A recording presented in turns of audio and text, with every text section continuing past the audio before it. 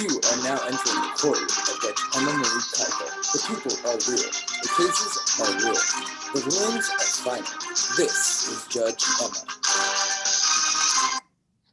All rise for the Honorable Judge Emma. We are now reviewing the case of Spears versus Weiss. Court is now in session. Please be seated. I have reviewed your complaint. Now, you two are roommates? Yes, Miss Girl.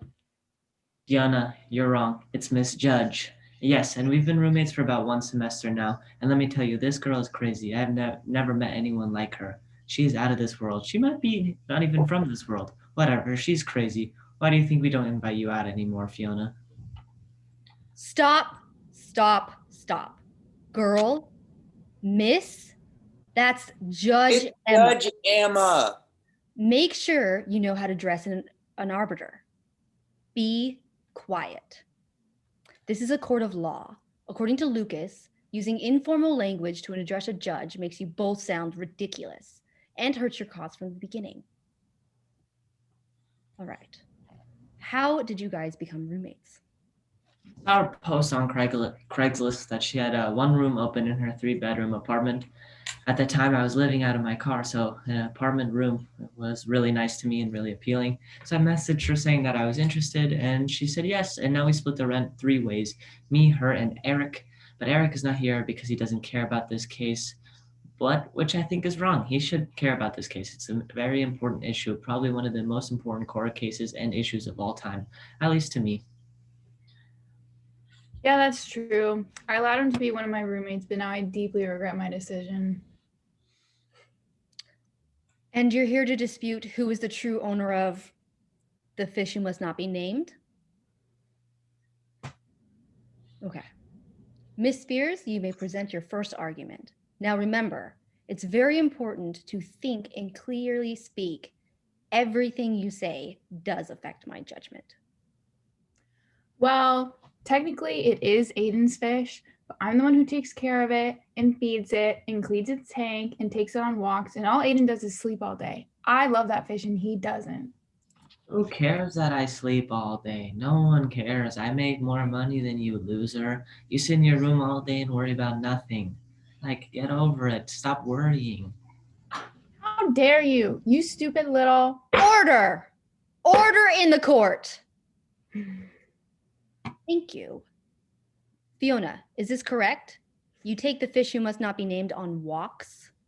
Yeah, I put it in a little tank and take it with me when I walk around the neighborhood. I heard it's good for your fish. Fish need that vitamin D. That's just unheard of, but if you say so. Mr. Weiss, please present your rebuttal. Hey, Judge, what's poppin'? I hope you're having a blessed day. Sometimes I like to go on little rants. I don't know. I just hate Fiona so much that I just like ranting about her. But guess what? I bought that fish with my last money. It cost me about 30 cents and the tank cost me about 5 buckaroos. I drove all the way to Petco. Was it PetSmart? Or was it the fish market? I can't remember, but I wasted my gas money on that trip and I wasted money on the fish and the tank, and Fiona ain't even Venmoed me back yet. Forget all that. I bought this fish and I fund all the maintenance and the food. I fund everything for it. That's what's more important here. I don't care what she says. I don't care that she takes care of it. She didn't pay for it. Guess who did? I did. Well, you never paid me back for the shampoo that you stole from me, so why should I pay you back for the fish that you don't even take care of? He doesn't even know that you need to give your fish daily light little scratches on its back to strengthen its scales. How does he not know that? Everybody knows that. You have to do that? Whatever, I couldn't care. But I didn't even take your shampoo. That was Eric. But I used their conditioner. The conditioner is quite nice, actually. Do you mind telling me the brand after this is all over? I might go to Costco and buy it. You owe me anyways, because I paid for that stinking fish. Sorry, that amazing fish. Both of you be quiet, or I will hold you in contempt of court. Bailiff? Your Honor, they are trying to explain that Aiden feels that he is entitled to this fish. As for Fiona, she cares for this fish. It's like a son to her. Mm-hmm. I don't believe that's what I said. I said I paid for this. I know what you said, but no one else can understand you and your slang, so I'm translating for you. What are you saying to the judge so that she can understand? Lucas states that speakers are expected to elevate and polish their language when addressing an audience. Lucas 2015, 233. Thank you, bailiff. Now I understand. Their random bickering is quickly getting on my nerves. Now, both of you, what are your intentions with this fish if you were to receive custody of it? Mr. Weiss, you can go first. I don't know, man. I don't know how to take care of the fish. All I know is that I get paid, or that I pay for it, and that I should have the fish. The money came from my own pocket, not hers, mine. And maybe I'll give it to my little niece. I think she'll know how to take care of it. She was born about 2 weeks ago. I think she's competent enough. I don't know, Judge. You're asking too many questions. Get out of my face. This fish is like my son. I love him so much and would tend to him and care for him way better than Aiden or his niece would. No, you wouldn't. Yes, I would. No, you wouldn't. Yeah, I would.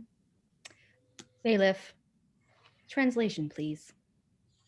They say he bought it, spent all his money on it, so it's his. But Fiona believes it's hers. She treats it like a son, even gives it little itty bitty scratches. Gotta strengthen them scales. So My they're care for him is greater than the pull of the sun's gravity. My love for him is deeper than the deepest depths of the ocean. How the sun shines on his scales. It's so beautiful, so mesmerizing, like a rainbow. Well, I shower him with gifts of food and coin. 1 fish, 2 fish, red fish, blue fish, black fish. This is my fish. Once said Dr. Seuss. You know, when I was young, my mom used to read his stories all the time to me. Man, those were good times. I would always fall asleep right away. She could barely even get past the first page.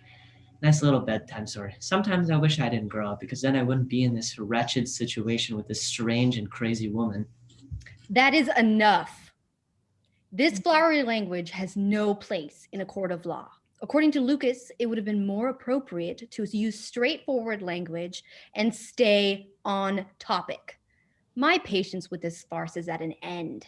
That is strike 3. I've had enough of both of you. You're simply wasting my and everyone's time.